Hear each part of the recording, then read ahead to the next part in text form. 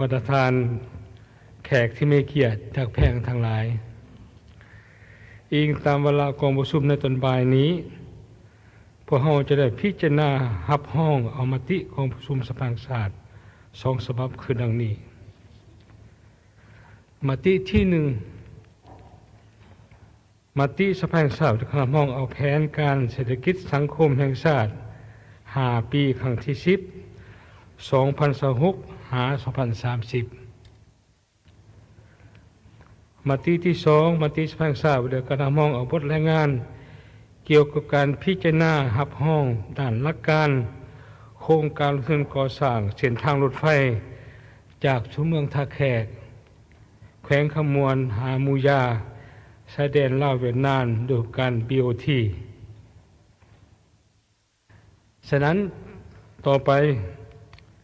ข้าพเจ้าขอเชิญท่านนางอัมพวรล้อมบุญแพงหัวหน้ากองเลขานุการกองประชุมขึ้นผ่านทางมติ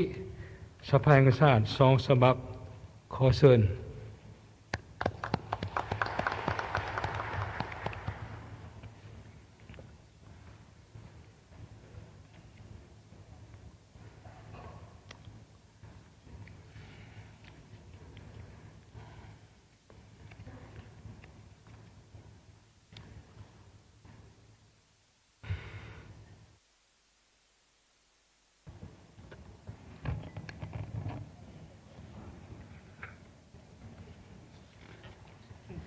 ขอเฮียนฐานประธานคณะประธานกองประชุมที่เคารพและนับถืออย่างสูง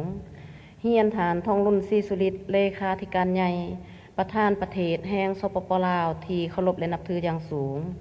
เฮียนบรรดาฐานการนำขั้นสูงภาครัฐอดีตการนำขั้นสูงภาครัฐบรรดาฐานแขกที่มีเกียรติบรรดาฐานสมาชิกสภาแห่งชาติที่เคารพและนับถืออย่างสูงข้าพเจ้าตั้งนากองเลขากองประชุมขอนำเอาหางมติทั้ง2 ฉบับขึ้นผ่านต่อกองประชุมมีดังนี้ 1. ข้าพเจ้าขอผ่านมติกองประชุมขังปฐมฤกษ์ว่าโดยการรับห้องเอาแผนพัฒนาเศรษฐกิจสังคม5 ปีครั้งที่เก่าครั้งที่10 2026-2030ละเอียดมีดังนี้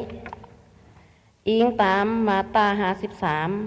ของรัฐธรรมนูญแห่งสาธารณรัฐประชาธิปไตยประชาชนลาวฉบับปรับปรุงปี2025เกี่ยวกับสิทธิและหน้าที่ของสภาแห่งชาติอิงตามมาตรา12ข้อ2จำ2ของกฎหมายว่าโดยสภาแห่งชาติฉบับปรับปรุงปี2024อิงตามบทรายงานของรัฐบาลในวันที่23มีนา2026เกี่ยวกับการจัดตั้งปฏิบัติแผนพัฒนาเศรษฐกิจสังคมแห่งชาติ5 ปีครั้งที่เก่า2021-2025และทิศทางแผนการ5 ปีครั้งที่10 2026-2030ผ่านการค้นคว้าพิจารณาและประกอบคำเห็นอย่างกว้างขวางและลึกซึ้งด้วยความรับผิดชอบสูงของสมาชิกสภาแห่งชาติต่อบทรายงานของรัฐบาลในวาระของประชุมครั้งปฐมฤกษ์ของสภาแห่งชาติสุดที่10ในระหว่างวันที่23หาวันที่27มีนา2026กองประชุมตกลงมาตรา1รับห้องเอาแผนพัฒนาเศรษฐกิจสังคมแห่งชาติ5 ปีครั้งที่10 2026-2030กองประชุมเห็นดีเป็นเอกภาพต่อกับการรายงานของรัฐบาลและรับห้องเอาทิศทาง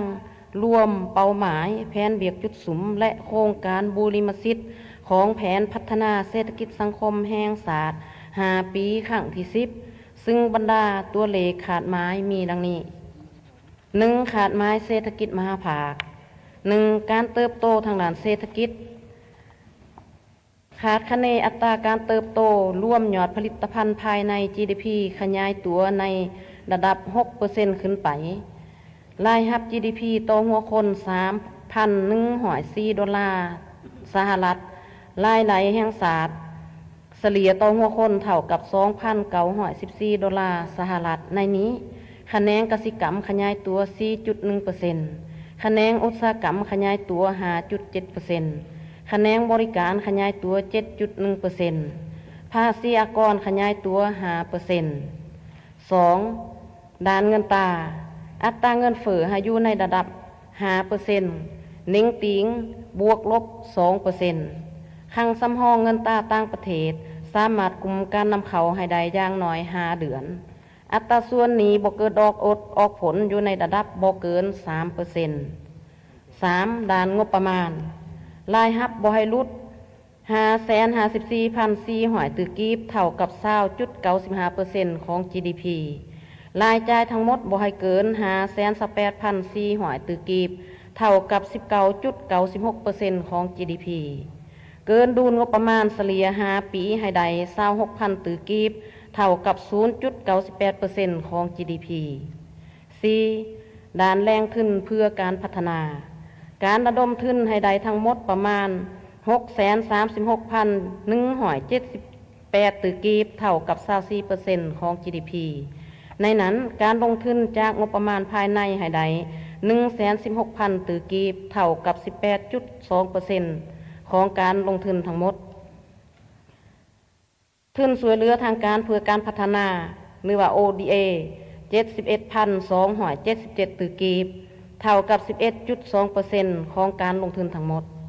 การลงทุนของภาคเอกชนภายในและต่างประเทศให้ได้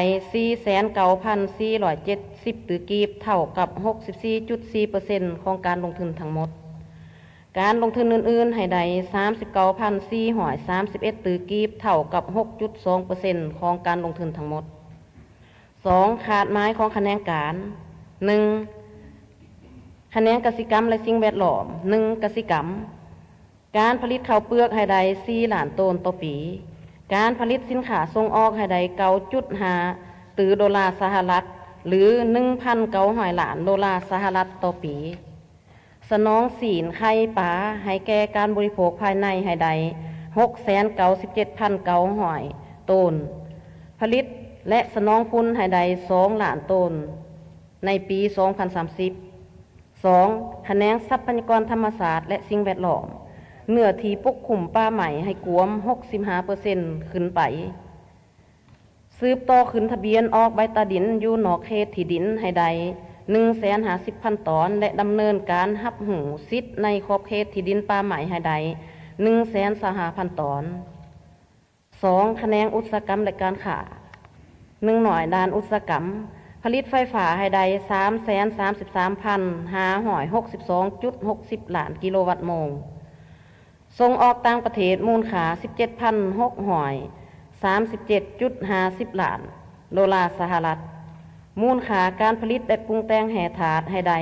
284,432.8 ตื้อกีบในนี้ส่งออกแห่ถาดที่ปรุงแต่งแล้วไปต่างประเทศให้ได้ 11,779.95 ล้านดอลลาร์สหรัฐมูลค่าการส่งออกผลิตภัณฑ์อุตสาหกรรมปรุงแต่งกสิกรรมและป่าไม้ให้ได้ 950,000 ล้านดอลลาร์สหรัฐต่อปี 2. การค้ามูลค่าการค้าต่างประเทศให้บรรลุ 143,280.33 ล้านดอลลาร์สหรัฐในนี้มูลค่าการส่งออก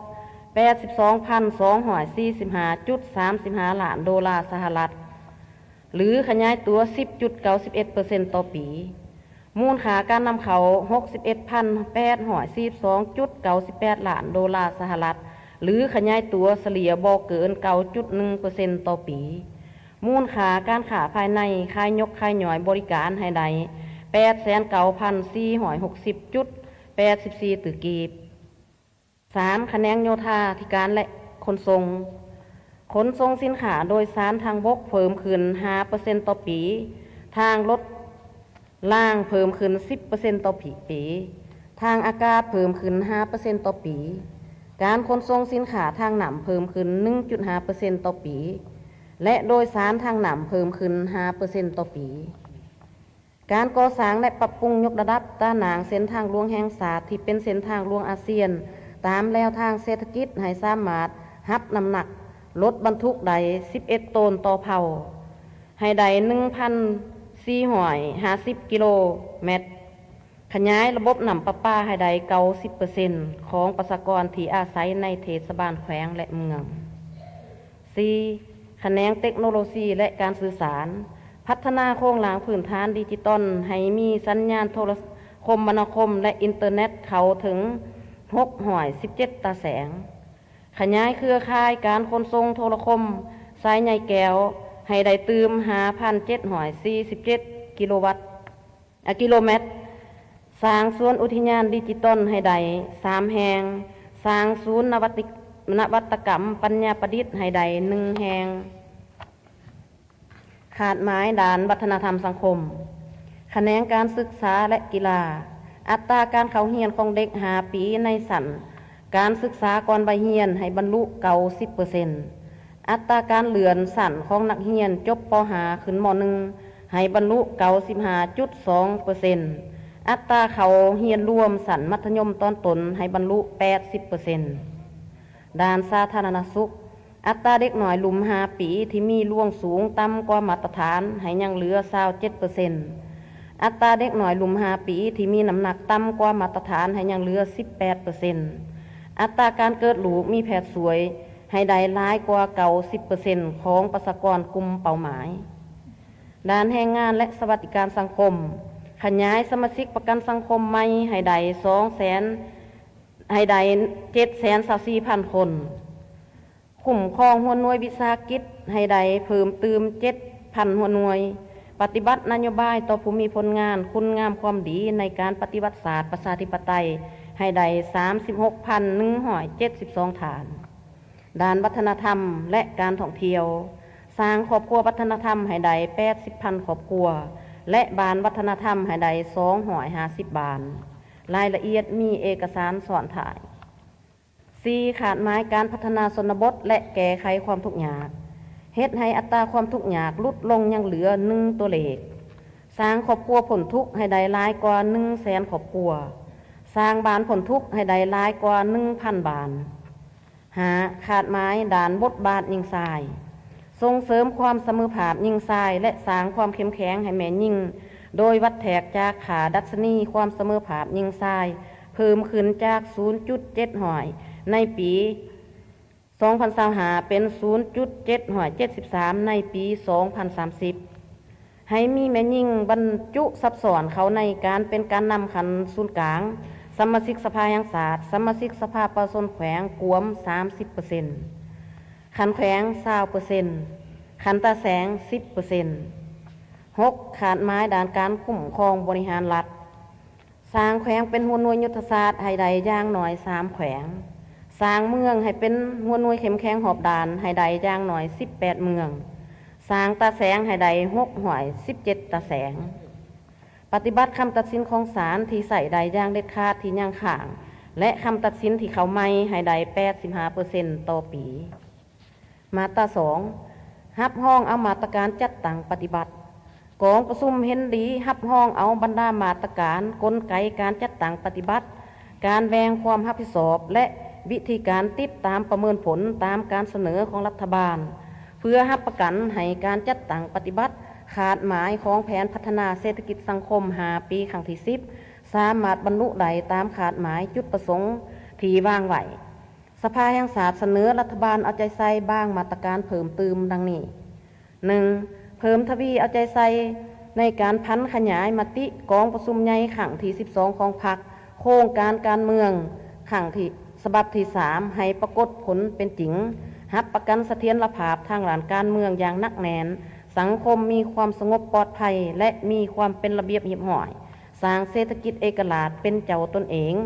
สร้างเศรษฐกิจมีเสถียรภาพและขยายตัวอย่างต่อเนื่องมีคุณภาพมีจุดสุมสีเขียวและยืนยง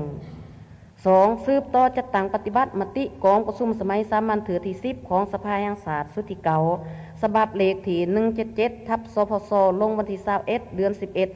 2025เกี่ยวกับขาดหมายที่ยังมีความคืบหน้าน้อยให้บรรลุตามแผนการในนั้นเสนอให้รัฐบาลสุมใส่แก้ไขปัญหาที่เข็งหอนเป็นต้น 1. คุ้มครองอัตราแลกเปลี่ยนราคาสินค้าและการสนองสินค้าที่จำเป็นต่อการดำรงชีวิตของพนักงานทหารตำรวจและประชาชนบรรดาเผ่าสนองน้ำมันเสือไฟให้กลับคืนสู่สภาพปกติและแก้ไขสภาพการขาดเขินน้ำมันในระยะต่อหน้าให้มีความยืนยง 2. แก้ไขปัญหาเข่งหอนทางด้านวัฒนธรรมสังคมเป็นต้นแก้ไขปัญหาการขาดแคลนครูยกสูงคุณภาพการเรียนการสอนการอุดหนุนครูแพทย์อาสาสมัคร 2. การร่วมองค์การประกันสังคมและห้องการประกันสุขภาพให้สำเร็จบริการการปิ่นปัวสุขภาพให้มีคุณภาพและคุ้มครองราคายาปัวพยาธิให้สมเหตุสมผล 3. สืบต่อเอาใจใส่แก้ไขปัญหายาเสพติดกลุ่มแก๊งคอลเซ็นเตอร์สแกมเมอร์และปรากฏการณ์ย่อถ่อทางด้านสังคมอื่น 3. หีบหอนจัดตั้งปฏิบัติการนำใส่งบประมาณโครงการลงทุนของรัฐในปี 2026 เพื่อก่อสร้างและซ่อมแปลงเส้นทางที่เป้เพ่ให้กลับคืนสู่สภาพปกติโดยไว 4. เอาใจใส่คุ้มครองซ่อมแปลงบรรดาโครงการชนรับประทานเพื่อรับประกันการสนองหนำให้แก่การผลิตสนองสินเสือแก่ชาวเกษตรกรดึงดูดการลงทุนเข้าในแขนงการอุตสาหกรรมรับประกันการผลิตการปรุงแต่งครบวงจรจำหน่ายภายในลดพรการนำเข้าและเป็นสินค้าส่งออก 5. สืบต่อนำใส่เครื่องมือทันสมัยในการจัดเก็บรายรับการคุ้มครองรายจ่ายให้เป็นระบบครบสุดรวมศูนย์เอาใจใส่เก็บรายรับให้ครบถ้วนสืบต่อปฏิรูปวิสาหกิจรัฐธนาคารให้มีประสิทธิผลมีกำไรสร้างรายรับเข้างบประมาณแห่งรัฐ 6. สืบต่อสร้างเสถียรภาพทางด้านเงินตายกสูงการนำใส่เงินกีบคุ้มครองการนำเข้าเงินตาจากการส่งออกให้ผ่านระบบธนาคารให้ได้ 75% ขึ้นไปและแก้ไขการขาดดุลการชำระกับต่างประเทศให้ลดลงเพิ่ม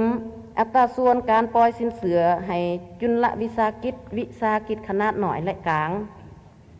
7. ปฏิบัติขาดไม้การขึ้นทะเบียนออกใบตาดินการคุ้มครองที่ดิน3ประเภทป่า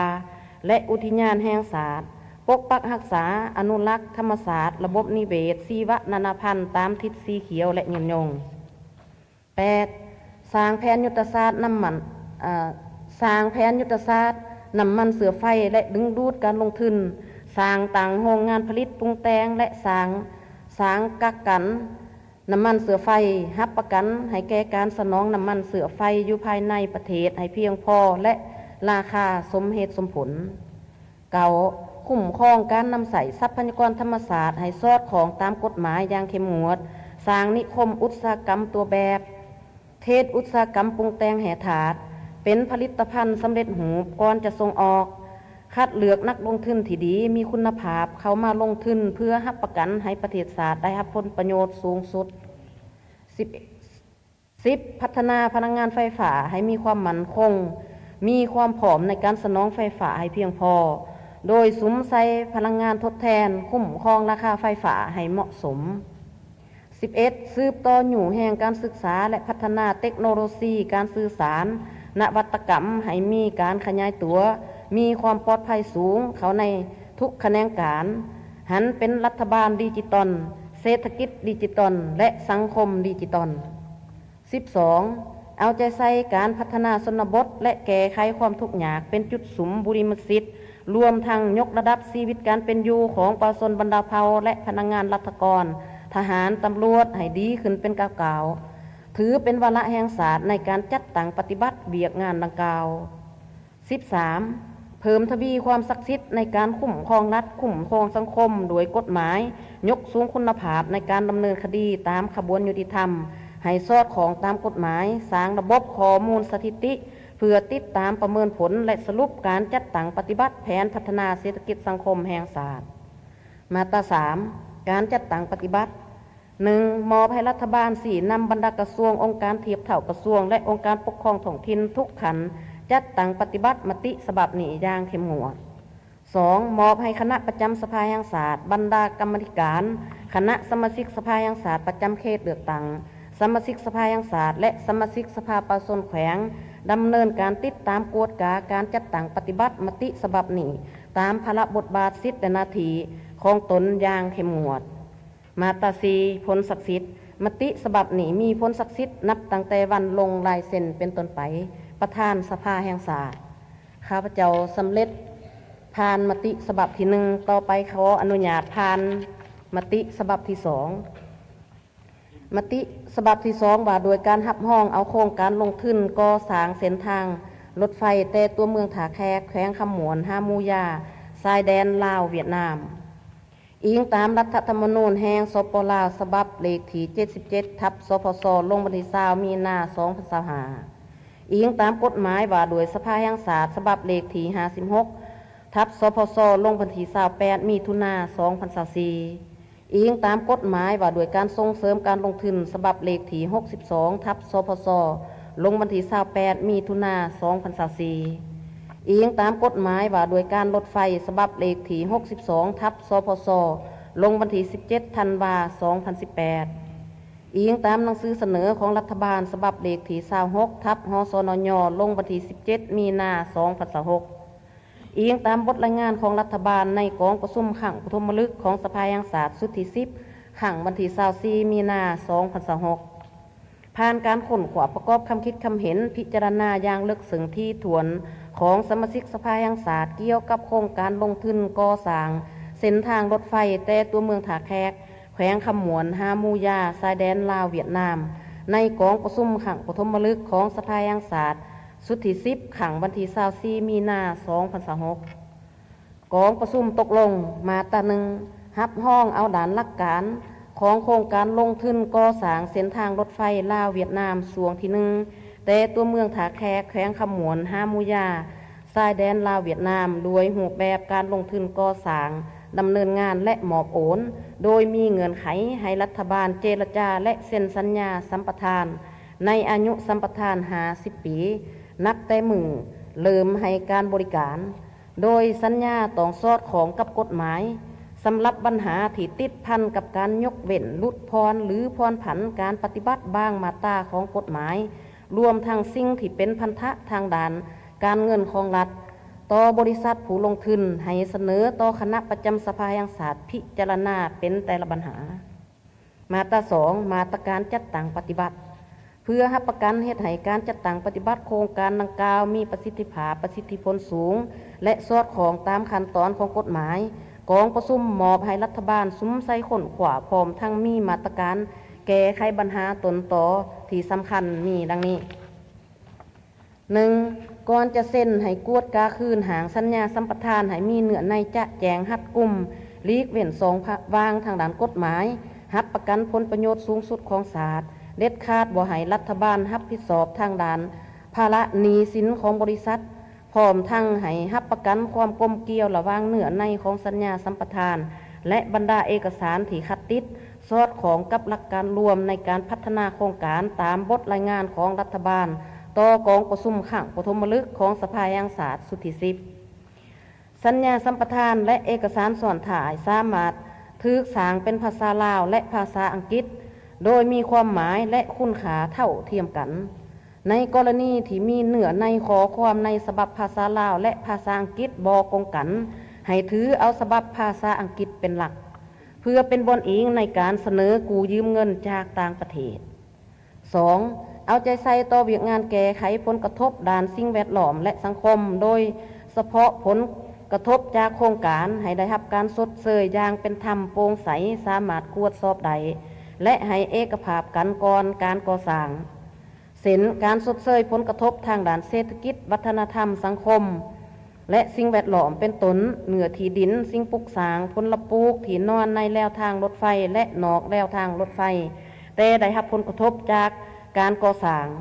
การแก้ไขเนื้อที่ดินเหลือที่เจ้าของดินบ่สามารถนำสายใดหรือมูลค่าดินที่ถูกลดลงย้อนดินที่บ่มีทางเข้าออกพร้อมกันนั้นต้องกำหนดราคาหัวหน่วยชดเชยให้ละเอียดและสมเหตุสมผลเพื่อบ่ให้ผู้ถูกผลกระทบอับประโยชน์และบ่ให้ราคาลดโตนกันหลายกับราคาหัวหน่วยท้องตลาดหรือเฮ็ดให้การยกย้ายจัดสรรเป็นระบบในพื้นที่ที่เหมาะสม 3. ศึกษาสำรวจออกแบบก่อสร้างทางเข้าออกจุดจะก่อสร้างสิ่งปลูกสร้างชั่วคราวหรือถาวรและดำเนินการชดเชยให้สำเร็จก่อนการจัดตั้งปฏิบัติโครงการพร้อมกันนั้นเสนอให้ค้นขวาเกี่ยวกับจุดถิ่มเศษสิ่งเศษเหลือที่ขนดินหรือหินและอื่นๆออกจากเขตก่อสร้างหรืออุโมงค์ ใส่ดินปาวางหรือดินประชาชนต้องได้รับการยินยอมจากเจ้าของดินพร้อมทั้งเฮ็ดบทบันทึกทั้งสองฝ่ายที่มีภาครัฐเป็นพยานรับหูนำ 4. นำกระทรวงการเงินกำหนดกลไกการคุ้มครองและติดตามกวดกาการนำเข้าวัตถุอุปกรณ์และพาหนะกลจักรที่นำเข้าสู่ข่าวอย่างเข่งครัดเพื่อบ่ให้มีการซวยโอกาสและเป็นสองวางในการนำเข้าวัตถุและกลจักรแล้วนำไปใส่เขาในเป้าหมายอื่นอย่างบ่ถูกต้องภายหลังการก่อสร้างสำเร็จต้องได้ปฏิบัติตามกฎหมายและระเบียบการที่เกี่ยวของอย่างเข้มงวดโดยกำหนดให้มีพันธะของผู้ที่ได้รับการสัมปทานรับผิดชอบโดยกงและรัฐบาลติดตามกวดกาอย่างเข้มงวดถ้าพบเห็นการละเมิดแม่นให้รัฐบาลปฏิบัติการปรับไหมตามระเบียบการรับประกันการออกแบบให้ไปตามมาตรฐานเทคนิคสากลและการก่อสร้างโครงการต้องให้มีความปลอดภัยและนำใส่ได้อย่างยาวนาน 6. คนขวาพิจารณาแบ่งความรับผิดชอบให้องค์การปกครองท้องถิ่นเป็นเจ้าการในการคุ้มครองติดตามกวดการะยะก่อสร้างพร้อมทั้งมีกลไกการประสานงานระหว่างแขนงการเดียวกันหรือแขนงการที่เกี่ยวของระหว่างขันศูนย์กลางและท้องถิ่นให้มีความกลมเกี่ยวไปล่วงเดียวกันหลีกเลี่ยงการทิมความรับผิดชอบซึ่งกันและกัน 7. แต่งตั้งคณะติดตามกวดกาจากภายนอกซึ่งประกอบมีกรรมาธิการเกี่ยวของสภาแห่งชาติองค์การกวดสอบแห่งรัฐองค์การกวดกาแห่งรัฐองค์การอัยการประชาชนเพื่อกวดกาหางสัญญาสัมปทานเอกสารสอนถ่าย29ฉบับและการจัดตั้งปฏิบัติโครงการเพื่อรับประกันให้โครงการดังกล่าวได้รับการจัดตั้งปฏิบัติอย่างถูกต้องตามกฎหมายได้รับผลประโยชน์สูงสุดของรัฐก็คือประชาชนและผู้พัฒนาโครงการพร้อมกันนั้นต้องได้กำหนดเอาโครงการนี้เป็นโครงการเป้าหมายติดตามกวดกาลืมแต่หูทีตามลำรัดเลขที่01 ลบลงวันที่6 มังกร 2015เพื่อรับประกันความถูกต้องโปร่งใสและตรวจสอบได้ 8. สร้างแผนการและกำหนดบุคลากรที่เป็นคนลาวเพื่อถ่ายทอดบทเรียนทางด้านเทคนิคและเทคโนโลยีเกี่ยวกับ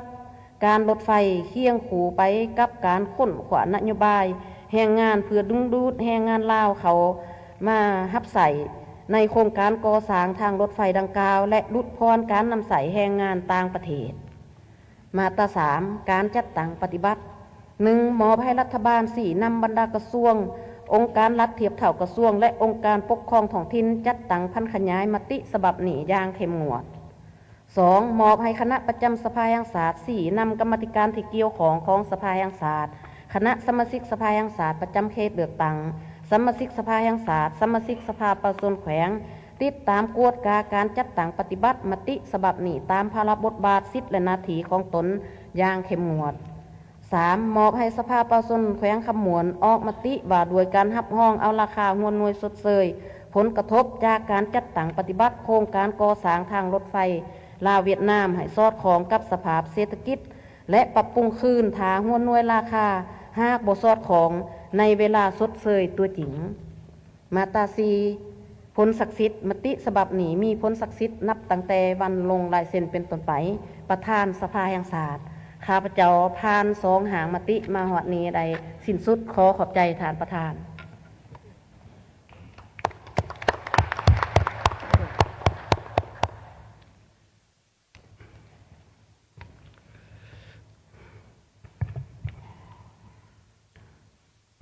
ขอขอบใจต่อท่านนางอภัยพรหล่อมบุญแพงหัวหน้ากองเลขานุการกองประชุมสมัยครั้งปฐมฤกษ์ของสภาแห่งชาติสุดที่10ซึ่งได้ผ่าน2 หางมติที่สำคัญในเทื่อนี้เป็นต้นมติเกี่ยวโดยรับห้องแผนเพื่อสังคมของสภาแห่งชาติ5 ปีครั้งที่10 2026-2030และมติโดยคณะห้องเอาบทรายงานเกี่ยวกับการพิจารณารับห้องด้านหลักการโครงการลงทุนก่อสร้างทางรถไฟจากตัวเมืองท่าแขกแขวงขมวนหามูยาเสด็จลาวเวียดนามด้วยโครงการ BOT ฉะนั้นภาย2 ประเทศมีความสมบูรณ์ขึ้นตื่นอีกข้าพเจ้าขอเชิญบรรดาท่านสมาชิกสภาแห่งชาติ ประกอบความคิดความเห็นผู้ที่ลงทะเบียนมานี้ขอนมืดข้าพเจ้าขอเชิญทานสอนไซศรีพันดอนสสสประจำเขตตั้ง15แขวงจำปาสักประกอบความเห็นทั้งใน2หามนตรีดังกล่าวใช้เวลา8นาทีบ่เกินเชิญขอเฮียนท่านประธานคณะประธานที่เคารพบรรดาท่านการนำพรรครัฐอดีตการนำพรรครัฐบรรดาท่านแขกที่มีเกียรติบรรดาท่านสมาชิกสภาแห่งชาติที่รักเพลงโดยรวมแล้วข้าพเจ้าเห็นดีตามการเสนอห่าง2มติดังกล่าวแต่ก็อยากขอมีความเห็นแลกเปลี่ยนตื่มอันที่1มติเกี่ยวกับแผนพัฒนาเศรษฐกิจสังคมสำหรับสื่อมติคือข้าพเจ้าได้เสนอมื้อเช้าหันขอให้ตัดตัวกองประชุมขังปฐมฤกษ์ขังปฐมฤกษ์ของอันออกใส่แต่มติกองประชุมสภาแห่งชาติว่าโดยการนับห้องเอาแผนพัฒนาเศรษฐกิจสังคมแห่งชาติปีครั้งที่10 2030สำหรับเนื้อในอาจจะมีบางมาตราโดยเฉพาะเวียกงานโยธาธิการขนส่งข้อที่2จำ3หนา4เกี่ยวกับการพัฒนาทางบกให้สำเร็จและการเปิดขึ้นใหม่นี้ขอเพิ่มเป็น6แห่งเนาะอันที่1มันอยู่ท่าแขกแขวงขมวน2มันลักษาบุรีคำไส้3มันปากสั้นแขวงบุรีคำไส้อยู่ครัวมิตรภาพหาที่5ก็เปิดทางนึงนี้4เป็นโลหะบางหาห้วยไส้แขวงบ่อแก้ว6เป็นนาเต้ยแขวงรองน้ำทาแต่พร้อมเดียวกันนั้นอยู่ในมัดขอดังกล่าวนี้อยู่ในวรรคสุดท้ายยืนหาสุดท้ายการขยายระบบน้ำประปาอยู่ในนี้มันมีรัฐบาลกำหนดไว้ในปี 2030และก็สุขภิบาลในวงเล็บการนำเปื้อนนี้มาอ่านเบิ่งการนำเปื้อนอยากซับซ้อนได้หนึ่งอยากขอเพิ่มว่าการบำบัดนำเปื้อนเพื่อความเข้าใจง่ายพอนำเปื้อนพอเฮาบ่อยากเอาไว้ต้องแก้ไขและพร้อมเดียวกันนั้นก็ใน2จำ4เวียกงานเทคโนโลยีการสื่อสารโยนาที่2สร้างสวนอุทยานดิจิทัลให้ได้3แห่งตัวนี้ก็คณะอุทยานเนี่ยมันอยากเข้าใจไปเบื้องทั้งเบื้องสังคมหลายกว่าเนาะเพื่อคนเฮาไปพักผ่อนบ่ไปหย่อนใจอย่างต่างฉะนั้นแหละคิดว่าควรใส่คำศัพท์ที่ใกล้เคียงเนาะกับภาษาอังกฤษที่เขาเจ้าเอิ้นแม่นดิจิทัลพาร์คเนาะเฮาเอิ้นว่าแต่ว่าความลาวเฮาเพื่อความเข้าใจข้าพเจ้าเสนอให้ใส่ว่าเขตเทคโนโลยีดิจิทัลเนาะกับภาษาอังกฤษก็เป็นดิจิทัลเทคโนโลยีโซนเนาะแต่ว่าการเนื้อในความหมายอาจจะเข้ากันได้เนาะฉะนั้นคำภาษาเกินดิจิทัลพาร์คตามภาษาอังกฤษก็ได้เนาะอันนี้ขอให้ทั้งคณะอภิสอบคนขวาตื่มและมาตราที่2เนาะมาตราที่2นี่บ่ฮู้ว่าอยู่ในอันนี้อาจจะเป็นฉบับเก่าเนาะเพราะว่าบรรดาหน้าเวียกอยู่ในนี้มี15หน้าเวียกเนาะแต่ว่าทางกองเลขาได้อ่านมี13แต่ว่าก็ขอให้กวดเบิ่งตื่มคำศัพท์เป็นต้นแม่นว่าเรื่องอยู่ในข้อที่1เนาะอยู่ในประโยคแถวสุดท้ายเอาเรื่องการสร้างเศรษฐกิจเอกราชเป็นเจ้าตนเองในระยะใหม่เป็นเจ้าตนเองในการเชื่อมโยงเชื่อมจอดด้วยการนำใส่ท่าแห้งของศูนย์กลางและท้องถิ่นตัวนี้นี่จะขอปรับปรุงว่าด้วยการนำใส่ท่าแห้งสังรวมของศาสตร์และของท้องถิ่นและอยู่ในข้อที่1เนาะของข้อ2ข้อ1หน่อยของข้อ2นี้เกี่ยวกับเรื่องการคุ้มครองอัตราแลกเปลี่ยนคุ้มครองราคาสินค้าที่จำเป็นในการดำรงชีวิตต่างๆนั่นแหละโดยสืบต่อจากต่างปฏิบัติมาตรการการผลิตการเงินและเงินตาหลังจากการผลิตแล้วอยากเสนอให้เพิ่มเป็นการบริการเติมบอดทางแห่งของพวกเราเป็นประเทศเชื่อมโยงเชื่อมจอดหันและล็อกแลนดิ้งเสริมเวียกงานบริการด่านบ่การบินผ่านบ่การขนส่งบ่อันนี้การท่องเที่ยวบ่มันมีอยู่ในของเขตนี่หลวงหลายฉะนั้นขอให้เพิ่มตัวเวียกบริการนี่เติมและอยู่ในวรรคสุดท้ายเนาะของประโยคสุดท้ายของขอ1หน่อยนี้ของเรื่องมีมาตรการแก้ไขสภาพขาดเคินน้ำมันในระยะต่อหน้าให้มีความยืนยงเป็นต้นการหันไปสู่น้ำใส่รถไฟฟ้า และให้เพิ่มเติมเป็นและการนำใส่พลังงานทดแทนในหลายทางเลือกซึ่งปัจจุบันเนี่ยเพื่อประหยัดกระแสไฟฟ้าเพราะเรากหันมาสู่การใส่แสงแผ่นแสงตะเวนนอกจากว่าสร้างเป็นโซล่าฟาร์มแล้วก็สร้างเป็นไฟฟ้าอยู่หลังคาเฮือนบ่หรือว่าแสงสว่างเยี่ยงทางโดยแสงตะเวนบ่หรือว่าการกสิกรรมโปมน้ำโดยแผ่นแสงตะเวนบ่ต่างๆที่หลากหลายเนาะอันนี้เป็นมีพลังงานทางเลือกนอกจากแสงตะเวนกับพลังงานอื่นอันนี้ขออธิบายเนาะในนั้นพอเวลาจำกัดแต่ส่วนข้อ2เรื่องการแก้ไขปัญหาเขตร้อนนี้อยากเพิ่มใส่โตของเขตการศึกษานี้เป็นการอุดหนุนอย่างเหมาะสมต่อคู่เพศอาสาสมัครติดพันกับการปฏิรูประบบการศึกษาให้สอดคล้องในระยะใหม่พอรัฐบาลมีแผนจะปรับปรุงหลักสูตรสามัญศึกษาจาก5+4+3มาเป็น6+3+3พร้อมเดียวกันเพราะก็มีโรงเรียนสามัญศึกษาวิชาชีพเขาตื่มเพื่อให้เด็กหน่อยจบมัธยมเนี่ยสามารถบ่จำเป็นต้องไปสมัครงานก็มีอาชีพของตนเอง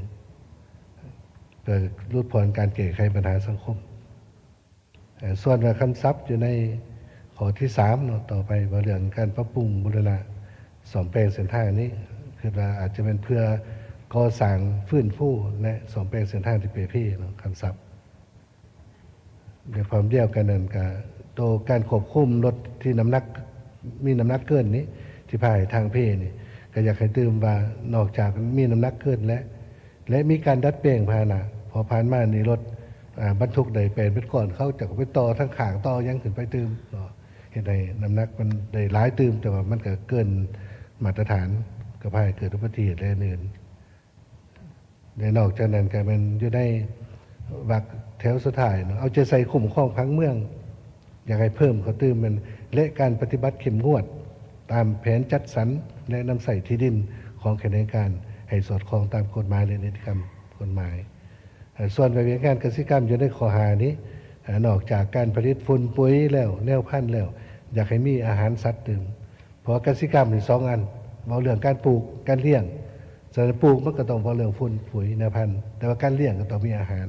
นับทางอาหารปรุงแต่งนับทางอาหารธรรมชาติคือเขาปลูกหญ้าปลูกสลีต่างๆนอกจากนั้นการโตวรรคสุดท้ายเนาะเรื่องมาตรการมาตราที่3เนาะมาตรการจะตั้งปฏิบัตินี้อันนี้อยากให้เพิ่มเชี่ยวเขาจะได้เวียกตัวข้อ2ของสภานี้เลยบ่หรือว่าจะเป็นข้อต่างหากมอบหมายให้องค์การเดลาสังสารสหพันธ์นักรบเก่าบรรดาองค์การจะตั้งมาส้นเขาร่วมและดำเนินการติดตามกวดกาเนาะและจะตั้งปฏิบัติมติสภานี้ตามพระราชบัญญัติสิทธิหน้าที่ของตนอย่างเข้มงวดส่วนว่าตัวที่2นี้เนาะมีแต่น้อยเดียวดอกเป็นตัวขอ7เนาะได้กำหนดโดยดำรัส01ของรัฐบาลนะ2015เป็นได้กำหนดเฉพาะโครงการลงทุนของรัฐฉะนั้นอันนี้เป็นโครงการ BOT เอกชนจะขอให้พิจารณาออกได้บ่เนาะข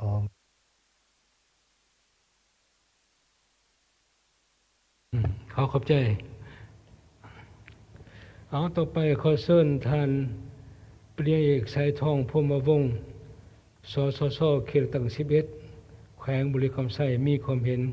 8 นาทีเอาเชิญเจ้าก่อนอื่นขอเฮียนท่านเลขาธิการใหญ่คณะบริหารงานส่วนกลางภาคตะวันออกปฏิบัติลาวประธานประเทศแห่งสปปลาวที่เคารพและนับถืออย่างสูงเฮียนท่านประธานสภาแห่งชาติพร้อมด้วยคณะประธานที่เคารพและนับถืออย่างสูงเฮียนประธานการนำพรรครัฐที่เคารพและนับถืออย่างสูงเฮียนท่านนายกรัฐมนตรีพร้อมด้วยคณะรัฐบาลที่นับถือเฮียนประธานสมาชิกสภาแห่งชาติแขกผู้ที่มีเกียรติที่นับถือและรักแพงข้าพเจ้าสายทองพรหมวงศ์สมาชิกสภาแห่งชาติประจำเขตเลือกตั้งที่11แขวงบุรีคำไส้ขออนุญาตมีความเห็นต่อห้างมติของประชุมสภาแห่งชาติว่าโดยการทำห้องแผนพัฒนาเศรษฐกิจสังคมแห่งชาติ5 ปีครั้งที่10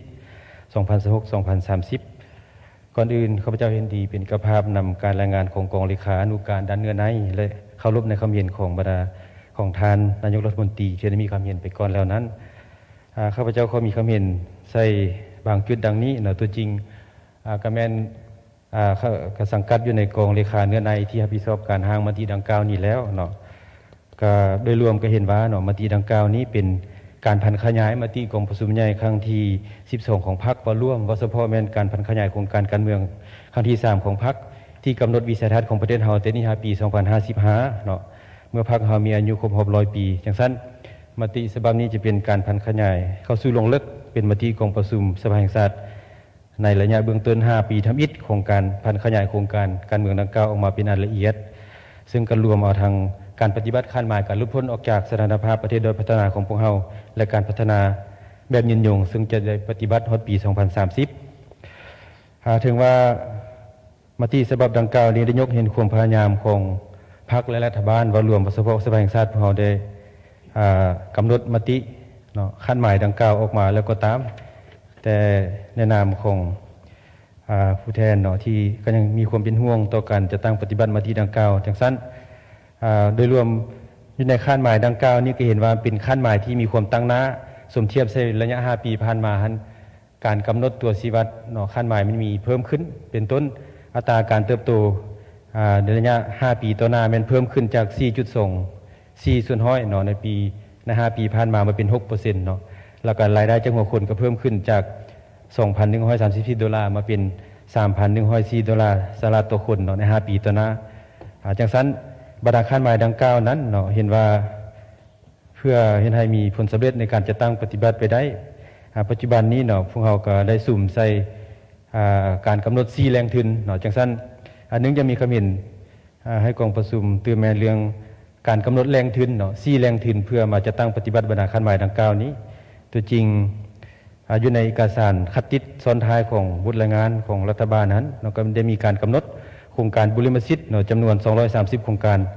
แต่เมื่อคนครัวเป็นเอกสารแล้วเห็นว่ามีแต่ประมาณ80%ที่มีทุนเนาะมาจะตั้งปฏิบัติบรรดาโครงการดังกล่าวจากนั้นเมื่อกี้กองเลขาก็ได้รายงานไปแล้วหนึ่งในตัวอย่างนั้นก็เป็นกิจพันกับโครงการก่อสร้างเส้นทางรถไฟเนาะจากนั้นเสนอต่อที่ประชุมบางคำเห็นว่าเนาะเพื่อให้การจะตั้งปฏิบัติบรรดาคาดหมายโดยเฉพาะอัตราการเติบโตการเนาะเก็บรายรับต่างๆให้บรรลุผลเสนอให้รัฐบาลสืบต่อจะตั้งปฏิบัติบรรดาโครงการโดยการสุกยุ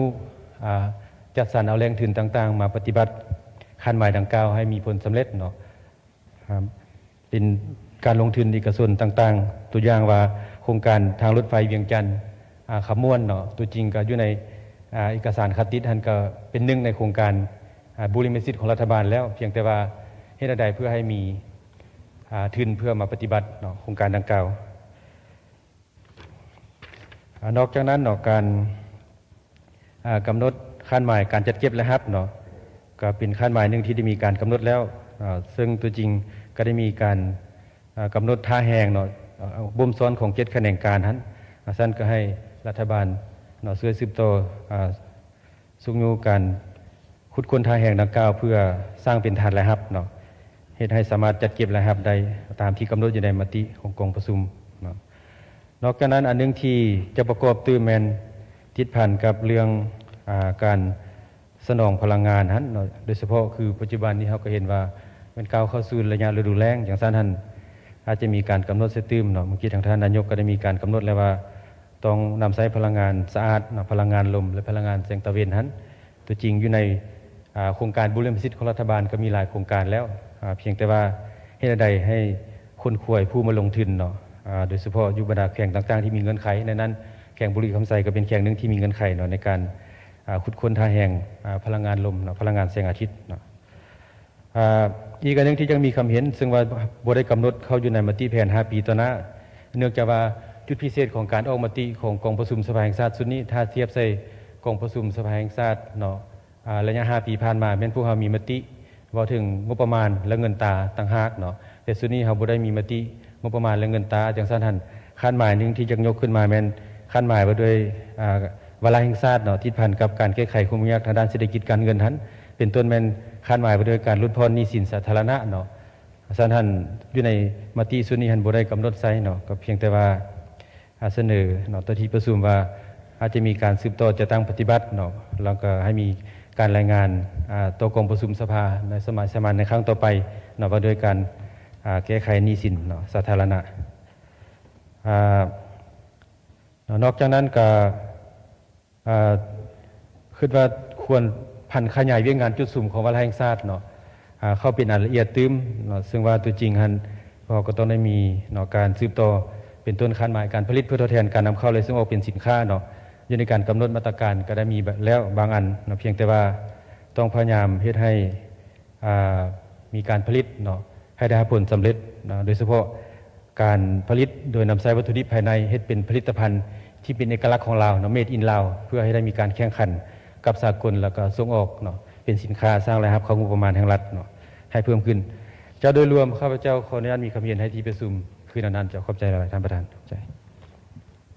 ขอบใจเอาเชิญท่านนางดร.นางศรีวิสิทธิวรณ์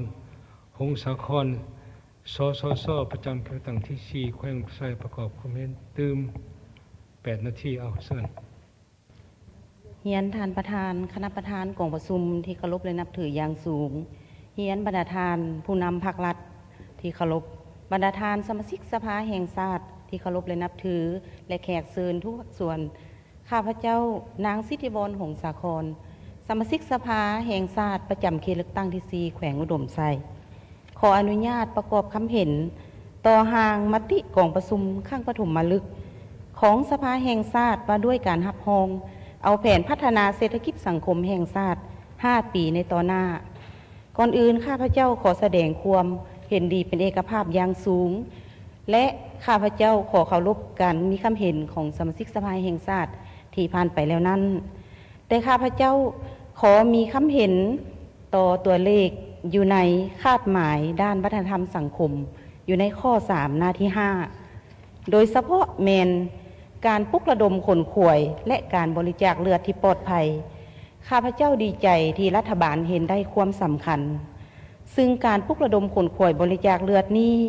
เพิ่นก็ได้ให้คาดหมายใน5 ปีต่อหน้าให้บรรลุ 580,000 ถุงในทั่วประเทศในนั้นอยู่ในขั้นศูนย์กลางให้ได้ 2,1,500 ถุงฉะนั้นข้าพเจ้าจะขอตืมตัวเลขอยู่ในขั้นท้องถิ่นอยู่ในทั่วประเทศเข้าตืมสำหรับตัวเลขอยู่ในขั้นท้องถิ่นนั้นก็อยากให้สู้ซนให้ได้ 36,500 ถุงและในนั้นขอเสนอถึงสภาประชาชนขั้นแขวงจงพิจารณาและรับรองสู้ซนเอาคาดหมายของแต่ละแขวงตนตืมเนื่องจากว่าในระยะผ่านมาพวกเขามีการขาดแคลนเลือดและก็เลือดบ่มีโรงงานผลิตและก็สำคัญหลายในการปฏิบัติคาดหมายการพัฒนาแบบยืนยงนี้เพื่อลดพรอัตราการตายของแม่และเด็กและเพื่อเฮ็ดให้อายุยืนเฉลี่ยแต่นี่ฮอด 2030 ให้ได้75 ปีจังซั่นข้าพเจ้าก็ขอมีคำเห็นสำนั้นขอขอบใจผ่านไปนั้น3ทานสมาชิกสภาแห่งชาติได้ประกอบความคิดความเห็นแล้วตัวเนื้อในของสหมติฉบับนี้ข้าพเจ้าคิดว่ามีเท่าใดตื่มบ่ผู้หนึ่งอีกเท่านั้นดอกเอาเชิญเลยผู้เดียวเท่านั้นเอาเชิญเฮียนท่านประธานกปสุมคณะประธานกปสุมที่เคารพนับถืออย่างสูงเฮียนบรรดาทานการนำปักรัฐที่นับถือที่เคารพและนับถืออย่างสูงอดีตการนำปักรัฐที่เคารพนับถืออย่างสูงบรรดาทานสมาชิกสภาแห่งชาติที่นับถือบรรดาทานแขกที่นับถือข้าพเจ้าอินทปัญญาเขียววงประจันสมาชิกสภาแห่งชาติประจำเขตเลือกตั้ง10ที่10แขวงเวียงจันทน์โดยประธานข้าพเจ้าเห็นดีเป็นกระภาพต่อเนื้อใน2 หางมติที่หัวหน้ากองเลขากปสุมได้เสนอไปแล้วนั้นแต่ว่าข้าพเจ้าจะขอมีคำเห็นจุดเดียวอยู่หางมติเกี่ยวกับการทำห้องเอาแผนพัฒนาเศรษฐกิจสังคม5 ปีข้อที่10อยู่หน้าที่5ขาดไม้ด่านมาทำสังคมระหว่างแถวที่2หาแถวที่3ที่เขียนว่าอัตราเลื่อนสั้นของนักเรียนจบป .5 ขึ้นม .1 ให้บรรลุได้ 95.2% ข้าพเจ้าอยากเสนอปรับปรุงจากป .5 เป็นประถมศึกษาสิได้บ่เนื่องจากว่าอยู่ในแผนพัฒนาเศรษฐกิจสังคม5 ปีครั้งที่10ก็ได้กำหนดแล้วว่า เอ่อต้องได้ปรับปรุงระบบการศึกษาสายสามัญจาก5+4+3เป็น6+3+3ในกรณีเราสามารถจะตั้งปฏิบัติระบบดังกล่าวนี้ได้ภายในสมัยของสภาแห่งชาติ5 ปีนี้ข้าพเจ้าคือได้มากสิกวมทั้งม.6ไปน้ำเนาะสำหรับข้าพเจ้าเขามีคำเห็นจุดเดียวขอบใจ ขอบใจ เอามาตรฐานคือสีเพียงพอเลยเนาะเพราะว่าห้องก็บอกกันมาหลายสมควรแล้วเนื้อในของซองหามติสามดีก็แหลกแล้วพอสมควรแล้วนับทั้งมติโดยแผนพัฒนาเศรษฐกิจแห่งชาติ5 ปีถึง10และมติบริการห้องบทรายงานกับการพิจารณารับห้องด้านหลักการโครงการรถก่อสร้างรถไฟลาวเวียดนามนี่ก็สมควรแล้วข้าพเจ้าคิดว่าคือสมุยทันได้ตื่นออกคอมเมนต์เนาะเอาคันบุญทันได้ตื่นออกคอมเมนต์ข้าพเจ้าเสนอว่าต่อไปนี้พวกเราจะได้พร้อมกันพิจารณารับห้องเอาบรรดาเนื้อในสำคัญของ2 หางมติดังกล่าวต่อไปนี้ข้าพเจ้าขอเชิญประธานสมาชิกสภาแห่งชาติเกี่ยมเสนอตัว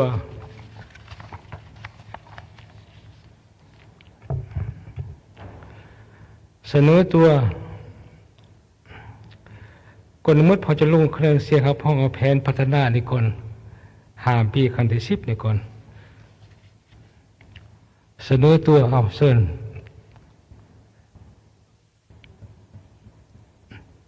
ลงคะแนนเสียง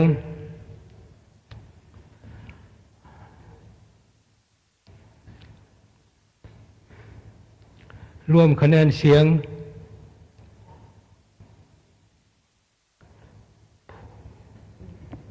เฮียนรายงานฐานประธานจำนวนสมาชิกสภาแห่งชาติมีนา172ฐานลงคะแนนเสียงเห็นดี172ฐานเท่ากับ100%รวม172ฐานขอขอบใจ โดยปฏิบัติตามรัฐธรรมนูญมาตรา59และกฎหมายโดยสภาแห่งชาติมาตรา62วรรค3ที่กำหนดว่ามติของกองประชุมสภาแห่งชาติจะมีคุณค่าใดก็ต่อเมื่อได้รับคะแนนเสียงหลายกว่าครึ่งหนึ่งของจำนวนสมาชิกสภาแห่งชาติที่ของกองประชุมในเวลานี้ผู้แทนเฮาสสสเฮามีหน้าทั้งหมด172ฐานเห็นดี172เท่ากับ 100%บ่เห็นดี0บอกเสียง0รวม172คนถือว่ากองประชุมบรรทับห้องเอามติกองประชุมสภาแห่งชาติได้คำห้องแผนพัฒนาสังคมแห่งชาติ5 ปีครั้งที่10 2026 2030ด้วยคะแนนเสียงเอกฉันท์ขอแสดงความยินดีและตบมือชมเชย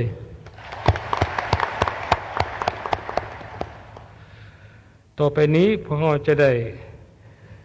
ประธานสมาชิกสภาแห่งชาติจากตะกาเกียมลงคะแนนเสียงรับห้องหางมติกองประชุมสภาแห่งชาติด้วยการพิจารณารับห้องด้านหลักการโครงการลงทุนก่อสร้างเส้นทางรถไฟจากตัวเมืองท่าแขกแขวงขมวนหามูซาแสดงลาวเวียดนามร่วมกัน BOT ต่อไปขอเชิญประธานสสสกาเกียมเสนอตัว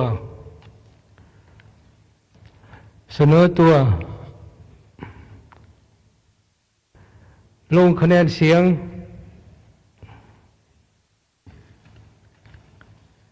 รวมคะแนนเสียง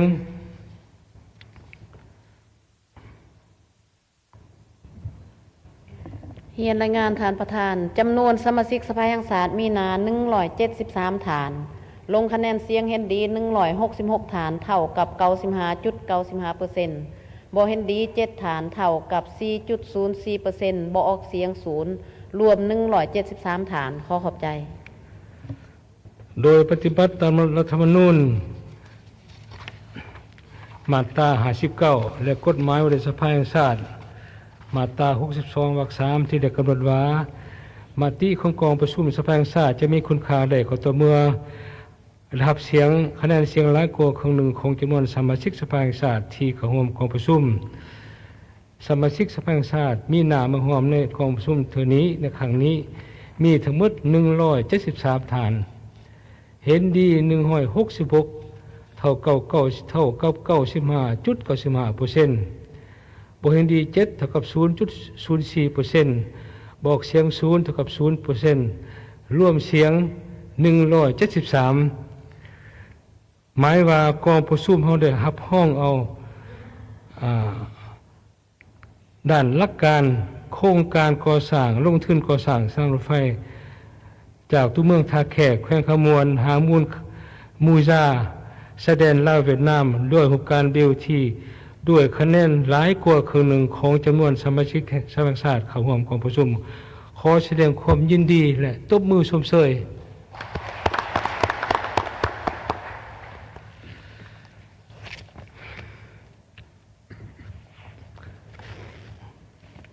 ต่อไปข้าพเจ้าสิขอกล่าวปิดกองประชุมเฮียนทันทองรุ่นศรีสุริตเลขาธิการใหญ่คณะบริหารงานศูนย์กลางภาคประธานประเทศแห่งสาธารณรัฐประชาธิปไตยประชาชนลาวที่เคารพนับถืออย่างสูงบรรทานคณะขันสูงอดีตคณะขันสูงของพรรคกรัฐที่นับถือท่านนายกรัฐมนตรีบรรทานสมาชิกรัฐบาลที่นับถือบรรทานสมาชิกสภาแห่งชาติแขกที่ไม่เกียรติที่ถือหักแพงทั้งหลายกองประชุมของปฐมฤกษ์ของสภาแห่งชาติสุดที่10ได้ดำเนินมาเป็นเวลา5 วันด้วยบรรยากาศฟุดฟื้นเข้มข้นแห่งการเสริมขยายประชาธิปไตยของบรรดาทานสมาชิกสภาแห่งชาติในการพิจารณาและรับรองบรรดาเนื้อในสำคัญที่นำมาพิจารณาในกองประชุมครั้งนี้ด้วยความสัจจงามทุกประการกองประชุมได้ฟังการรายงานของคณะกรรมการเลือกตั้งรับทราบเกี่ยวกับผลของการเลือกตั้งและยั่งยืนคุณลักษณะของสมาชิกสภาแห่งชาติสุดที่10และสมาชิกสภาประชาชนขังแขวงสุดที่5ซึ่งเห็นยุคให้เห็นถึงผลสำเร็จในการจัดตั้งพันขยายมติของกลุ่มการเมืองศูนย์กับพรรคเลขที่26ทับกมสพอุดมการเพิ่มทวีการภาษีนำขององค์คณะพรรคทุกขันต่อการเลือกตั้งสมาชิกสภาแห่งชาติสุดที่10และสมาชิกสภาประชาชนขังแขวงสุดที่5การเลือกตั้งในดำเนินไปอย่างมีผลสุดตามแผนการที่วางไว้ผู้มีสิทธิเลือกตั้งในทั่วประเทศได้นำใช้สิทธิประชาธิปไตยตามที่ได้กำหนดไว้ในรัฐธรรมนูญและกฎหมายเพื่อเอาตัวแทนของตนเพื่อปฏิบัติสิทธิอำนาจของประชาชนอยู่สภาแห่งชาติและสภาประชาชนขันแขวงในการตกลงพิจารณารับรองปัญหาสำคัญพื้นฐานของประเทศชาติก็คือของท้องถิ่นกองประชุมดำเนินการเลือกตั้งตำแหน่งสำคัญต่างๆโครงการอำนาจแห่งรัฐเช่นประธานสภาแห่งชาติห้องประธานสภาแห่งชาติกรรมการในคณะประจำสภาแห่งชาติแต่เลือกตั้งประธานประเทศห้องประธานประเทศนายกรัฐมนตรีบรรดาห้องนายกรัฐมนตรีประธานศาลประชาชนสูงสุดหัวหน้าองค์การอัยการประชาชนสูงสุดประธานองค์การกวดกาแห่งรัฐและประธานองค์การตรวจสอบแห่งรัฐพร้อมเดียวกันนั้นกองประชุมยังได้รับห้องเอากงจักการจัดตั้งของสภาแห่งชาติประธานกรรมาธิการและหัวหน้าห้องประการสภาแห่งชาติหับห้องโครงประกอบกงจักของรัฐบาลและหับห้องเอาการแต่งตั้งสมาชิกรัฐบาลการเลือกตั้งบุคคลในตำแหน่งสำคัญของรัฐดังกล่าวนั้นการนำเอากงจักการจัดตั้งและบุคลากรของการจัดตั้งรัฐดังกล่าวนั้นทั้งนั้นเป็นบาทเก้าสำคัญในการสืบต่อบูรณะระบบอำนาจแห่งรัฐประชาธิปไตยประชาชนให้นักแน่นเข้มแข็งและเพื่อสืบต่อจัดตั้งปฏิบัติแผนเวียกของตำรวจการใน5 ปีต่อหน้าตามมติกองประชุมใหญ่ครั้งที่12ของพรรควางออกโดยหันเป็นแผนงานเป็นโครงการเป็นกิจกรรมละเอียดของแต่ละคณะการองค์การและหันเข้าสู่ชีวิตตัวจริงอย่างแท้ถึงและปฏิบัติให้ปรากฏเป็นจริงขึ้นเทื่อละก้าวกองประชุมรับฟังการกล่าวอำลา และก็รับหน้าที่ของทานประธานสภาชาติทานประธานประเทศทานนายกรัฐมนตรีและการรับหน้าที่ของทานประธานศาลประชาชนสูงสุดหัวหน้าองค์การอัยการประชาชนสูงสุดทานประธานองค์การกวดกาแห่งรัฐและทานประธานองค์การกสแห่งรัฐเทียบการเลือกตั้งในกองประชุมด้วยคะแนนเสียงสูงซึ่งแสดงถึงความมุ่งมั่นการตัดสินใจของบรรดาทานกระนำขันสูงในการเพิ่มทวีความชอบต่อการปฏิบัติหน้าที่ของตนตามที่ได้กำหนดได้ในรัฐธรรมนูญและกฎหมายพร้อมเช็ดหน้าที่อันสุดที่มีเกียรตินี้ตามการหมอบหมายของพรรครัฐและประชาชนพร้อมกันสุมใส่แก้ไขสภาพคุมยากทางด้านเศรษฐกิจการเงินในปัจจุบันแต่สามมีการหันเปลี่ยนใหม่อย่างแข็งแกร่งนำเอาประเทศชาติของเราก้าวขึ้นยักแน่นตามทิศสังคมนิยมกองประชุมโดยคนขั้วพิจารณารับห้องแผนพัฒนาสิทธิสังคมแห่งชาติครั้งที่5 ปีครั้งที่2026-2030 กองประชุมแสดงความสมเชยและตีราคาสูงต่อรัฐบาลที่ได้สภาพการผักพื้นสากลมีความสับสนสภาพภายในมีความยุ่งยากทางด้านเศรษฐกิจการเงินแต่โดยใช้ชี้นำกระทรวงการคะแนนการองค์การปกครองท้องถิ่นในการจัดตั้งประเทศบรรณาขาดไม้ที่วางออกใน5 ปีผ่านมาและมีความสำเร็จหลายด้านเป็นเก่าๆมาอันได้พร้อมประกอบส่วนสำคัญเฮ็ดให้เศรษฐกิจทั่วประเทศมีเสถียรภาพด้านการเมืองอย่างหนักแน่นมีความสงบปลอดภัย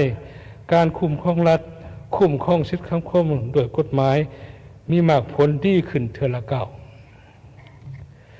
เคียงคู่กับการตีราคาผลเสนอกล่าวนั้นกองประชุมยังได้เสนอรัฐบาลเพิ่มทวีการนำผ้าบัญชาบดคณะการขันศูนย์กลางและท้องถิ่นสูมใส่จัดตั้งปฏิวัติวิสัยทัศน์ฮอดปี 2055 ยุทธศาสตร์พัฒนาสิทธิสังคม 10 ปี และทิศทางแผนการเศรษฐกิจพัฒนาสังคมแห่งชาติ 5 ปีครั้งที่ 10 ซึ่งได้กำหนดบรรดาขาดหมายและ6 เป้าหมายใหม่ใหญ่บรรดาเวียกจุดสุม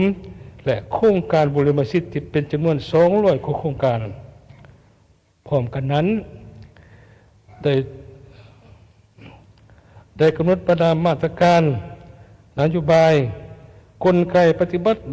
แบบบุกทะลุที่เท็จเหมาะกับตัวจริงตื่มเหตุให้การจัดตั้งปฏิบัติเกิดผลตัวจริงเป็นรูปธรรมหลายขึ้นกองประชุมได้พิจารณาและรับรองเอาด้านหลักการในโครงการลงทุนก่อสร้างทางรถไฟลาวเวียดนามจากตัวเมืองท่าแขกแขวงขมวนหามูจาแสดงลาวเวียดนามด้วยรูปแบบ BOT ซึ่งเป็นโครงการขนาดใหญ่โครงการยุทธศาสตร์สำคัญทางด้านการเชื่อมโยงเชื่อมจอดตามแนวทางเศรษฐกิจตะวันออกตะวันตกตามยุทธศาสตร์ในการหันประเทศบ่มีทางออกสู่ทะเลกลายเป็นประเทศเชื่อมโยงเชื่อมจอดกับภาคพื้นและสากลกองประชุมแสดงความสมเชยต่อการตัดสินใจของรัฐบาลต่อโครงการลงทุนที่สำคัญดังกล่าวและได้เห็นดีของเอาด้านหลักการแบบมีเงื่อนไขกองประชุมเสนอรัฐบาลเอาใจใส่กวดการสัญญาสัมปทานให้ละเอียดหัดกุมเพื่อให้รัฐได้รับผลประโยชน์สูงสุดเอาใจใส่ปัญหาการช่วยผลกระทบจากโครงการ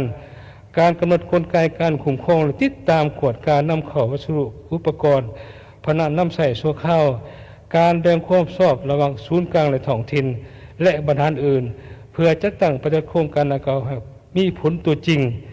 นำเอาผลประโยชน์ที่แท้จริงมาให้ประชาชนลาวบรรดาเผ่าของพวกเรากองประชุมได้คุ้นคั่ว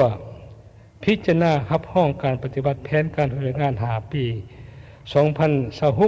2026-2030 ของศาลประชาชนสูงสุดองค์การในการประชาชนสูงสุดซึ่งกองประชุมได้เสนอให้สองการดังกล่าวสืบต่อเสปรับปรุงของจักรการต่างของตนนับแต่ส่วนกลางลงหอดท้องถิ่นให้มีคุณภาพมีความเข้มแข็งมีความรู้มีความสามารถมีคุณสมบัติจรรยาบรรณของพนักงานกองประชุมได้พิจารณาพอการแต่งตั้งสมาชิกสภาผู้พิพากษาของศาลประชาชนสูงสุดจำนวน15 ท่านที่มีมาตรฐานและประสบการณ์ตัวจริง ซึ่งจะเฮ็ดให้การเวของงานของศาลประชาชนแต่ละคันมีบัดเก่าหันเปลี่ยนที่ดีขึ้นประกอบส่วนสำคัญเข้าในการปรับปรุงระบบยุติธรรมให้หนักแน่นขึ้นเพื่อสร้างความเชื่อมั่นให้แก่ประชาชนลาวบรรดาเผ่าพวกเขากองประชุมได้ค้นคว้ารับห้องการจัดตั้งแผนการเคยเวียกงานตัวหน้า5 ปีตัวหน้า2026-2030โครงการกวดกาแห่งรัฐและการกวดสอบแห่งรัฐกองประชุมแสดงความสุ่มเชยต่อผลสำเร็จในระยะผ่านมาและเป็นเอกภาพต่อทิศทางแผนการเคยของโครงการดังกล่าวใน5 ปีตัวหน้าแต่กองประชุมได้เสนอโครงการใส่ค้นคว้าสร้างปรับปรุงกฎหมายในคงเขตตนเองรับผิดชอบสุกโยแก้ไขผลการกวดกาผลการกวดสอบเพิ่มที่การกวดกาปกติกวดกาเจ้าหน้าที่บรรดาโครงการลงทุนขนาดใหญ่เพื่อบ่ให้เกิดความเสี่ยงจากจะสร้างหนี้สินเพิ่มตัวการแก้ไขผลการกวดสอบเป็นเงินไขผลอิงในการตีราคาและประเมินผลในการปฏิบัติหน้าที่ของพนักงานรัฐกรการบำรุงสร้างพนักงานมีจรรยาบรรณจริยธรรมมีความสำนิชำนาญทางด้านวิชาเฉพาะเพื่อใช้การเรียกงานโครงการดังกล่าวนั้นให้มีความเข้มแข็งขึ้นเรื่อยๆกองประชุมได้ฟังการรายงานรับออกแผนการเคยเวียกงาน5 ปี2026-2030ของทางศาสตร์สุติศิษย์ซึ่งเป็นบนอิงพื้นฐานให้แก่การเคลื่อนไหวโควิดของสภาศาสตร์ใน5 ปีต่อหน้าโดยนำใช้5 แผนงานและ25 โครงการเพื่อประกันและยกสูงคุณภาพการเคลื่อนไหวงานของสภาศาสตร์ให้มีมากมีผลสูงขึ้นเติมอีกกองประชุมได้พิจารณาแผนการสร้างและปรับปรุงกฎหมาย5 ปี2026-2030ของสภาศาสตร์สุดที่10จำนวน91 ฉบับในนั้นสร้างใหม่19 ฉบับปรับปรุง72 ฉบับซึ่งควรเอาคงเขตการปกครองและยุติธรรมคงเขตเศรษฐกิจคงเขตวัฒนธรรมสังคมคงเขตป้องกันชาติป้องกันความสงบกองประชุมเสนอให้รัฐบาลเอาใจชี้นำกระทรวงการที่เกี่ยวข้องเป็นเจ้าการตัวที่ในการสร้างและปรับปรุงกฎหมายในความชอบของตนทั้งเพิ่มทวีการประสานสมทบกับกรรมธิการเกี่ยวข้องของสภาศาสตร์เพื่อกวดกาความพร้อมด้านต่างๆของเนื้อในกฎหมายเพื่อสร้างเฮ็ดจั่งใดเพื่อประกอบส่วนสร้างให้รัฐประชาธิปไตยประชาชนของเฮาของพวกเฮาเป็นรัฐที่ปกครองโดยกฎหมายเป็นรัฐของประชาชนโดยประชาชนหรือเพื่อประชาชนอย่างแท้จริงเถิดละเก่าบรรดาท่านที่ถือหลักแพงทั้งหลายกองประชุมขังปฐมฤกษ์ของสภาศาสตร์สุติศิษย์ได้ดำเนินมาฮอดมื้อนี้ได้สำเร็จตามแผนการที่กำหนดไว้ทุกประการผลจากกองประชุมในครั้งนี้ถือเป็นมรรคผลในการเสริมขยายสติปัญญารวมหมู่ของบรรดาท่านสมาชิกสภาศาสตร์จะยกสูงความชอบและความเป็นเจ้าการของตนของในการค้นคว้าพิจารณาห้องแต่ละเนื้อในสำคัญที่นำมาพิจารณาในกองประชุมเท่านี้ได้ผลอย่างจบงามทุกประการกองประชุมคำปฐมฤกษ์ของทางศาสตร์สุติศิษย์ได้สำเร็จลงแล้วข้าพเจ้าในนามประธานกองประชุมขอให้ห้องมายังคณะประจำสภาแห่งชาติรัฐบาลศาลประชาชนสูงสุดองค์การในการประชาชนสูงสุดองค์การกวดกาแห่งรัฐองค์การกวดสอบแห่งรัฐศูนย์การเล่าสั่งชาติสภานุกรรมแห่งชาติเล่าองค์การจัดตั้งมาส่วนขันศูนย์กลางแต่ทุกภาคส่วนที่เกี่ยวข้องก็คือบรรดาทานสมาชิกสภาแห่งชาติที่ประจำอยู่เขตเลือกตั้งจงได้พร้อมกันค้นคว้าพันขยายตามพลาบทบาทของภายลาวให้ทั่วถึงในครั้งนี้เรียกห้องมาญาทุกแขนงการองค์การปกครองท้องถิ่นทุกขั้นประชาชนลาวบรรดาเผ่าทุกภาคส่วนเศรษฐกิจจงให้การร่วมมือเป็นเจ้าการเข้าร่วมปฏิบัติมติกองประชุมสภาแห่งชาติให้เกิดดอกออกผลเป็นจริงขึ้นกองประชุมเสนอมายังแนวเล่าสร้างชาติสภานุกรรมลาวแห่งชาติลาวบรรดาองค์การจัดตั้งมหาชนและการจัดตั้งสังคมจงเป็นเจ้าการในการติดตามกวดกาการปฏิบัติหน้าที่ของบรรดาองค์การอำนาจรัฐตามสิทธิหน้าที่บทบาทของตนที่ได้กำหนด กฎหมายกำหนดไว้กองประชุมขอแสดงความขอบใจเป็นอย่างสูงมันยังประธานการนำขันสูงอดีตการนำขันสูงของพรรคไกรลัดแต่ไก่ชิดที่แท้และสละเวลาหลายพอสมควรเข้าร่วมในกองประชุมครั้งนี้แสดงความขอบใจมายังทุกภาคส่วนเกี่ยวข้องได้ร่วมกับสภาแห่งชาติพร้อมกันการเกมในรอบด้านให้แก้การดำเนินในครั้งนี้ท่านตามกำหนดเวลาขอขอบใจและส้มเสยกำลังป้องกันศาสตร์ป้องกันความสงบองค์การสื่อมวลชนก็คือคำเสนอต่างๆของประชาชนโดยผ่านโทรศัพท์สายด่วนเสนอต่อกองประชุมในเทื่อนี้ขอขอบใจทุกภาคส่วนเกี่ยวข้องได้มีส่วนร่วมปฏิบัติหน้าที่ของตน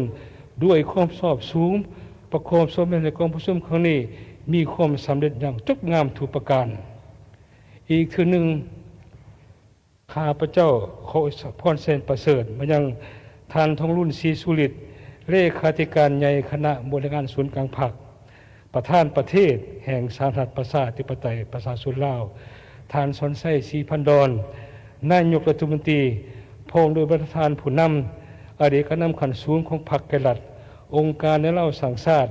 องค์การจัดตั้งมาส่วนนักปฏิวัติอาวุโสแขกทั้งภายในและต่างประเทศประธานสมาชิกสภาแห่งชาติพนักงานทหารตำรวจพร้อมด้วยประชาชนลาวบรรณเผ่าจงมีสุขภาพภายในสมบูรณ์มีความสุขประสบแต่ความสุขในหลักเชลการสังราของตนและพร้อมคิดพร้อมใจกันต้มรับปีใหม่ลาวที่ทำมาถึงในบทนี้ในโอกาสอันสง่าราศีนี้ข้าพเจ้าในนามประธานกองประชุมขอประกาศปิดกองประชุมของปฐมฤกษ์ของสภาแห่งชาติสุดที่สิบอย่างเป็นทางการนับแต่นี้เป็นต้นไปข้าพเจ้าขอขอบใจ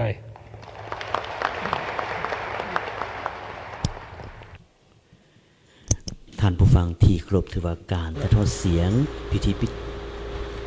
ท่านผู้ชมที่เคารพขณะนี้ทานผู้ให้เกียรติที่ต่ำรับชมและรับฟังการถ่ายทอดสดพิธีปิดของประชุมข้างปฐมฤกษ์ของสภาแห่งชาติสุทธิสิบที่หอประชุมใหญ่สภาแห่งชาตินครหลวงวิจันทร์ซึ่งว่าพวกเขาก็ขอทบทวนคืนตามวาระในตอนเช้าของมื้อนี้ท่านผู้ชมกระแมนได้มีการรับฟังบทรายงานของสภาแห่งชาติพร้อมการชี้แจงต่อคำสักถานของสมาชิกสภาแห่งชาติและมีการผ่านทางมติสภาแห่งชาติว่าด้วยการรับฮ้องเอาแผนการเคลื่อนไหว5ปีปี2026 2030ของสภาแห่งชาติสุทธิสิบและผ่านมติสภาแห่งชาติว่าด้วยการรับฮ้องเอาแผนการสร้างและปรับปรุงกฎหมาย5ปี2026 2030ของสภาแห่งชาติสุทธิสิบและประกอบคำเห็นต่อเนื่องในหางมติสรุปสั่งรวมและลงคะแนนเสียงรับฮ้องเอาหางมติพร้อมกันนั้นก็มีการอ่านมติของคณะประจำสภาแห่งชาติว่าด้วยการแต่งตั้งห้องประธานกรรมาธิการและหัวหน้าห้องว่าการสภาแห่งชาติและสมาชิกสภาแห่งชาติประจำการเจ้าและหากฟังการเสนอหางมติกองประชุมสภาแห่งชาติ2ฉบับคือ 1. มติสภาแห่งชาติว่าด้วยการรับฮ้องเอาแผนพัฒนาเศรษฐกิจและสังคม5ปีแห่งชาตินี้ครั้งที่10 2026 2030 2. มติสภาแห่งชาติว่าด้วยการรับฮ้องเอาบทรายงานเกี่ยวกับการพิจารณารับฮ้องด้านหลักการโครงการลงทุนก่อสร้างเส้นทางรถไฟจากตัวเมืองท่าแขกแขวงคำมวนหาหมู่ย่าเสด็จลาวเวียดนามโดยรูปแบบ BOT และการประกอบความเห็นต่อเนื่องในหางมติ2ฉบับลงคะแนนเสียงรับฮ้องเอามติของกองประชุมสภาแห่งชาติต่อเนื่องในหางมติ2ฉบับท่านผู้ฟัง เจ้าแม่นแล้วท่านผู้ชมที่เคารพมาฮอดตอนนี้การดำเนินของประชุมข้างปฐมฤกษ์ของสภาแห่งชาติสุทธิสิบก็ได้สิ้นสุดลงซึ่งว่าบรรดาทานสามารถรับฟังและก็รับชมรายละเอียดวาระของกองประชุมที่มีความหมายความสำคัญต่อแผนพัฒนาเศรษฐกิจสังคมแห่งชาติของพวกเขาถ้าท่านใดที่ว่าบ่ได้